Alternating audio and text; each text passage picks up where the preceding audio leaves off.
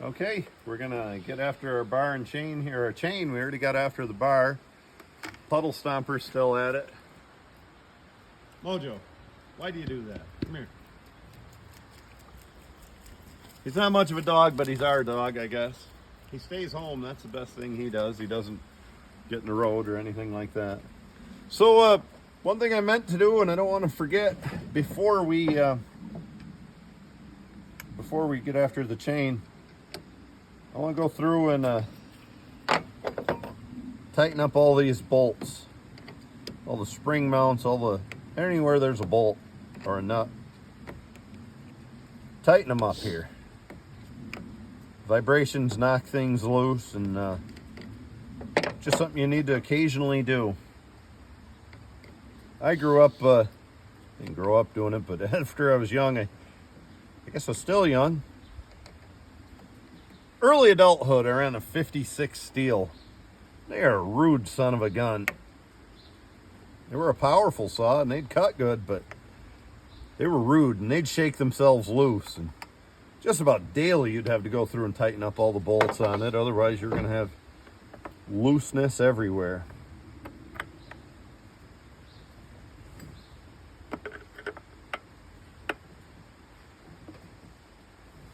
Nick, do you believe me that I was a man back then? Yeah. Yeah?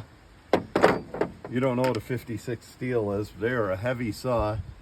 Had a tree hung up and I was doing some stuff I shouldn't do. Cutting logs off a hung tree. And I was reaching up there. I don't even think I could show you. Maybe on the light saw. Reaching up there with one hand, holding a 56 steel, full throttle. I can't do it. I'm just not strong enough anymore. And nipping, just a little bit, nipping with the tip of that bar until that cut and I could get out of the way. I can't even do it with a little saw, nipping like that, but holding on to the handle out here. I'm not man enough to do stuff like that anymore. And hopefully I'm too smart to do stuff like that and I don't need to mess with do dangerous things on hung trees. Hopefully I'm cutter enough not to hang too many. We will hang plenty of trees in this woods we're working in. We're cutting small ash, and it's mixed in with bigger timber, and they just don't go to the ground. No matter how good your aim is, they just don't go down. The good news is they don't pull down hard. Bad news is the other thing we're going to hang up is two of the trees with the biggest tops around our area, elm and hickory. And they're just so top heavy and so big top. Damn things hang up. And they do not pull down good, especially elm because it's got that stupid big root system that sticks above the ground. You get one of them get the butt of that tree hung in another tree and stuck behind the root,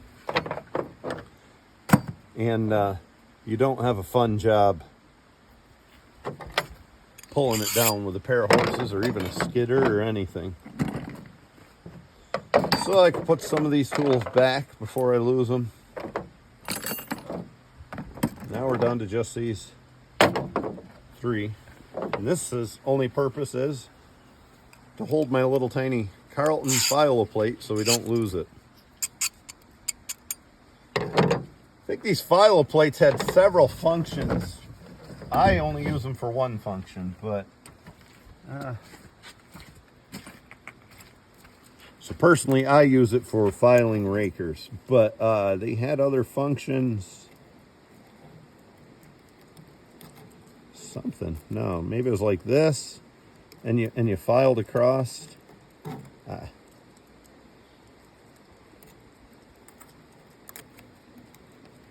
Couldn't have been like that. I don't remember. I never did it. I'm sure they were a good thing. My issue, I used to know how to do that. The issue was it just wouldn't get deep enough and cut the gullet out of there well enough. The gusset, the gullet, whatever you should call it. So I'm going to find a good place to start here and commence to file in the rakers. We're going to talk about the rakers a little bit too. So the place to start is, you can do what I did yesterday, mark it with a bread tie, or look at the gold tooth. Very gangster of Oregon to put a gold tooth on there. The gold colored tooth anyway, and that's where I'll start and stop. The Carlton file plate is, as I said yesterday, but maybe you don't have time to watch YouTube all the time and you didn't see yesterday's video, just about halfway between the hardwood side and the softwood side of a Husky raker gauge. It's a little higher than softwood, a little lower than hardwood. I find it to be perfect. So that's why I like to use it. 90cc saw, plenty of power for cutting, taking the rakers down like that. Even the 72cc, it works pretty well. Gets a little chattery if you're not careful, maybe in the plunge cutting a hickory or a hard maple or something, but if you're careful, you can avoid that. What I don't do, one thing I don't do is just guess at the rakers. Occasionally I do, but I really lean on the conservative side. I try not to do that. It only takes one raker off to mess your whole chain up and make it chattery and jumpy and dangerous. Another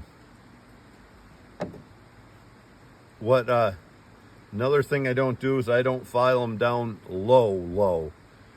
Some guys use that as an excuse for poor tooth filing. If you file your teeth well, you don't need to make the saw overly aggressive. It just stresses the engine. It bogs it down. It's like having all kinds of traction with a little engine or something like that on a car, and you get all kinds of traction, but you can't turn the wheels. It doesn't do you very good. I don't know if that's a good analogy or not. So we'll get after these rakers here. Very exciting. I like to do the whole left side and then the whole right side.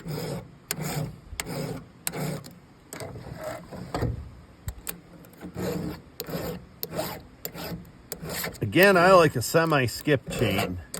I don't seem to have any right now. So I'm going to use up these full comp chains. I did find a skip tooth chain in there. As much filing as I've been doing lately, it might not be a bad thing.